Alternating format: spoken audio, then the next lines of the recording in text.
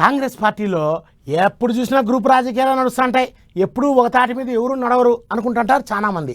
సరే, లోపల లోపల ఏముంటుందో ఏం కథో కానీ ఓట్ల ముందు మాత్రం బాగానే కలిసికట్టుగా పనిచేసినారు, అధికారంలోకి వచ్చినారు. అట్లా అధికారంలోకి వచ్చిన తర్వాత లీడర్లంతా బాగానే ఉన్నట్టున్నారు. కానీ మధ్యలో కార్యకర్తలకు ఏమొచ్చిందో ఏమో కానీ వాళ్ళల్లో వాళ్ళేది అనుకుంటున్నారు. చూడండి.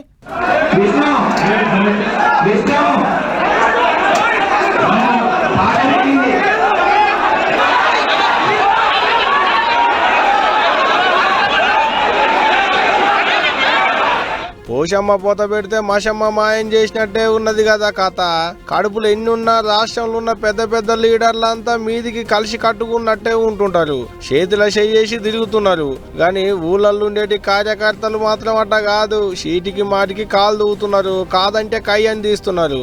వాళ్ళ దాంట్లో వాళ్ళే ఒకరి మీదకి ఒకరు కారాలు మిరియాలు నూరుకుంటున్నారు. అగో అయితేనే పార్లమెంటు ఓట్ల ముంగట హన్మకొండ జిల్లాలున్న పరకాల కార్యకర్తలతో పెట్టిన మీటింగుల రెండు గుంపులైన చెయ్యి పార్టీలు పొట్టు దన్నుకున్నారు. ఓ రోజు మంత్రి కొండా సురేఖ మేడం గుంపోళ్ళు, ఇంకో రోజు అక్కడి ఎమ్మెల్యే రేవూరి ప్రకాష్ రెడ్డి సార్ల గుంపోళ్ళు. ఇట్ట రెండు గుంపుల నడుమ లొల్లి గట్టిగానే నడిచింది. జై కొండ అని కొంతమంది నినాదాలు చేస్తే జై రేవూరి జై జై రేవూరి అనుకుంటా ఇంతమంది నినాదాలు చేసేలాట. అట్ట రెండు గుంపులలో నడమలేసిన లొల్లి చిలికి గాలివాన లెక్కనే అయిందన్నట్టు.